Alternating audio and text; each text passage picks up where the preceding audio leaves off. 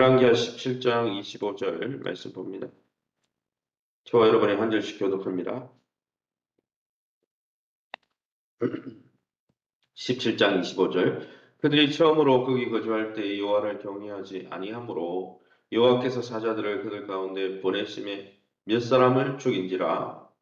그러므로 어떤 사람 아수르 왕에게 말하여 이르되 왕께서 사마리아 여러 성읍에 옮겨 거주하게 하신 민족들이 그 땅 신의 법을 알지 못하므로 그들의 신이 사자들을 그들 가운데 보내매 그들을 죽였사오니 이는 그들이 그 땅 신의 법을 알지 못함이니이다 하니라.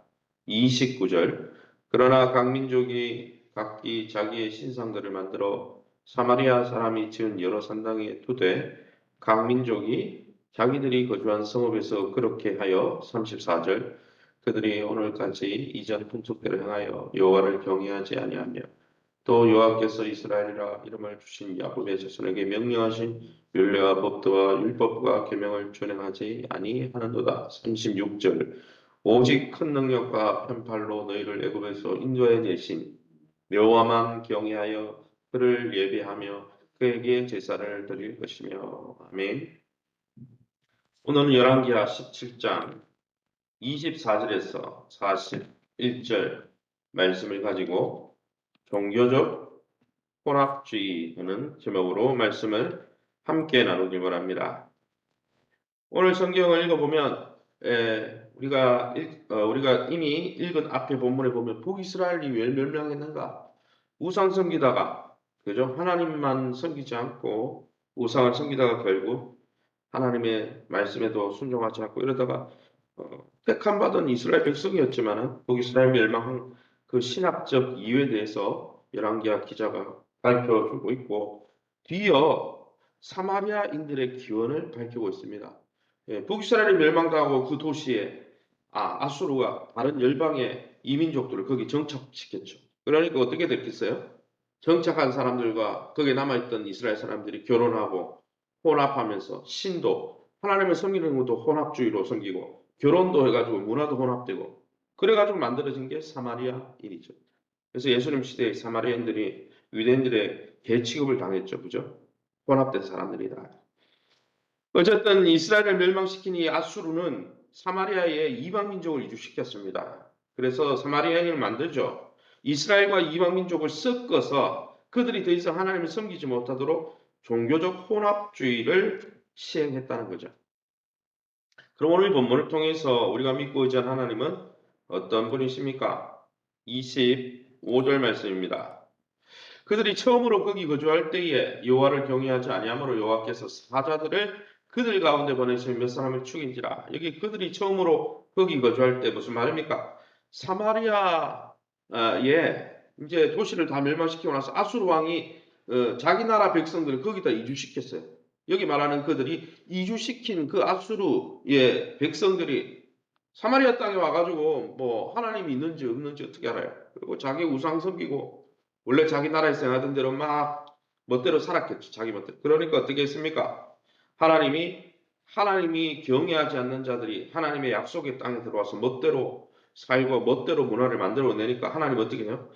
이 라이언, 여기 사자는 하나님의 천사를 보냈다는 말이 아니고 진짜 라이언, 사자를 짐승을 보내가지고 하나님을 경외하지 않는 그 이방 사람들을 다 물어 죽게 하셨다는 거예요.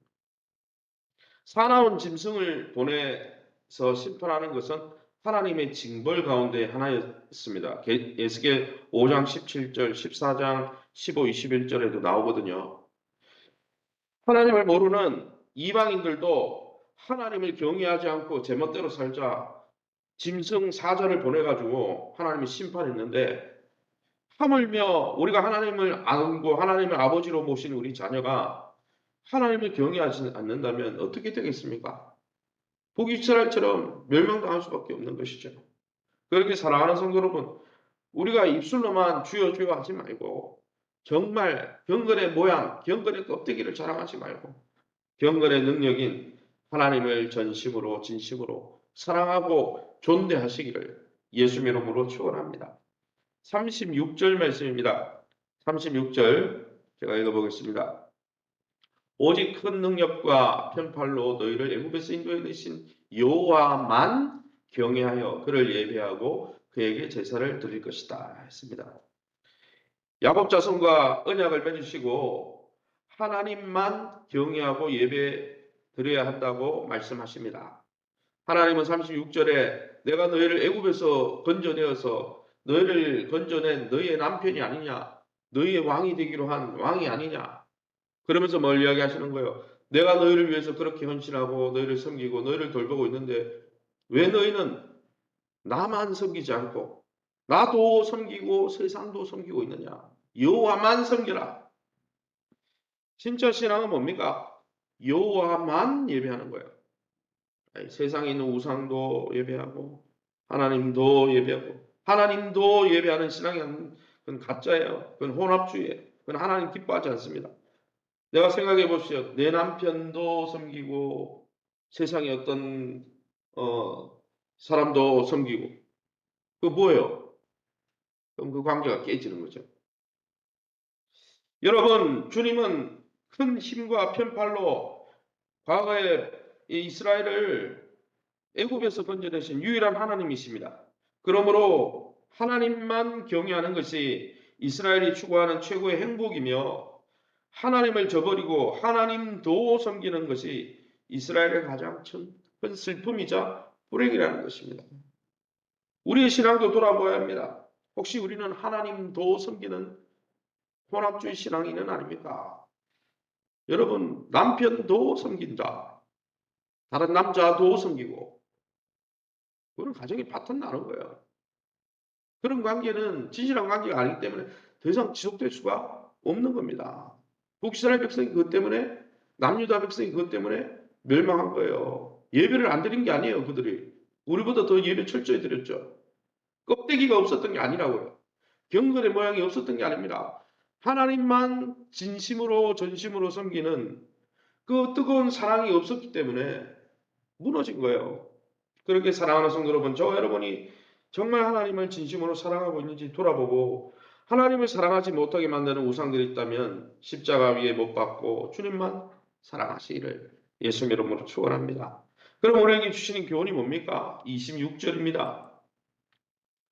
그러므로 어떤 사람이 아수르 왕에게 말하 이르되 왕께서 사마리아 여러 성읍에 옮겨 거주하게 하신 민족들이 그 땅 신의 법을 알지 못하므로 그들의 신이 사자들을 그들 가운데 보내매 그들을 죽였사오니 이는 그들이 그 땅 신의 법을 알지 못함이니이다. 사마리아에 정착한 열방 그 이방 사람들이 사자들에 의해서 몇 사람이 죽자 두려움이 엄습했다는 거죠. 그 땅을 다스리는 신의 법을 즉 여호와의 법을 배워야 된다. 그 땅의 신을 예배하지 않았기 때문에 우리가 이렇게 됐다. 이방인들도 이렇게 생각했다는 거죠. 그런데 이것은 온전한 신앙은 아니죠. 그냥 자기들이 이런 고난을 당했으니까 어제 제가 수요일 날도 이야기했는데 고난이 오면 하나님 찾고 고난이 없으면 자기 멋대로 살고 그런 신앙인이 아니죠. 그죠? 진짜 신앙인은 평소에도 하나님을 섬기는 자입니다. 이는 지금도 믿지 않는 사람들이 보이는 종교적인 열심이죠. 복 받기 위해서 이 우상 저 우상 다 섬기는 거예요.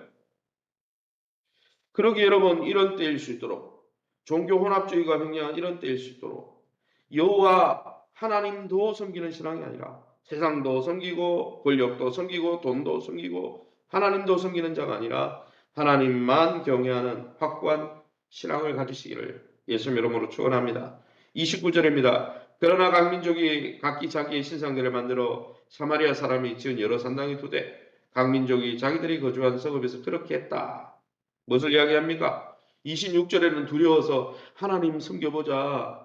그 땅의 신의 법을 알아보자. 그리고 하나님 섬기는 척하죠. 그러나 그들의 실상은 뭡니까? 29절에 그러나 각 민족이 그 땅에 사자 때문에 두려웠던 그 민족들이 하는 행실을 보십시오.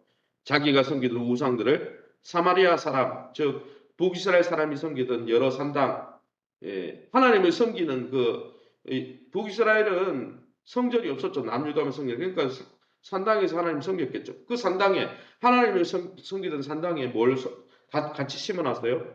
우상들을 같이 심었어요. 하나님만 섬긴 게 아니죠. 그냥 하나님은 알라딘의 램프 지니와 같은 거예요. 내가 복을 받기 위해서 섬기는 거지 내 주인이 되라 그런 섬김은 아니었다는 거죠. 그러기 여러분 34절은 그들이 여호와를 경외하지 않았다. 이렇게 말씀합니다. 읽어보면 33절과 모순된 해석을 내리고 있는데 이것은 뭡니까? 사마리아 거주한 열방 사람들이 하나님도 섬기고 자기네 신도 섬기고 이건 신앙이 아니에요. 그러게 여러분 예배는 드리면서 말씀에 복종하는 삶이 없다면 하나님을 진짜 경외하는 건 아닙니다. 목사님 내가 예배 드리고 11조도 앞으로 뭐도 하고 근데 말씀에는 순종을 안 해. 그러면 하나님도 섬기는 거죠 사실은.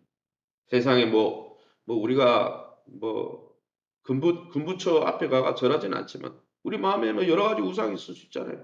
명예를 섬기고 쾌락을 섬기고 세상의 권력을 섬기고 세상의 돈을 섬기고 여러 가지.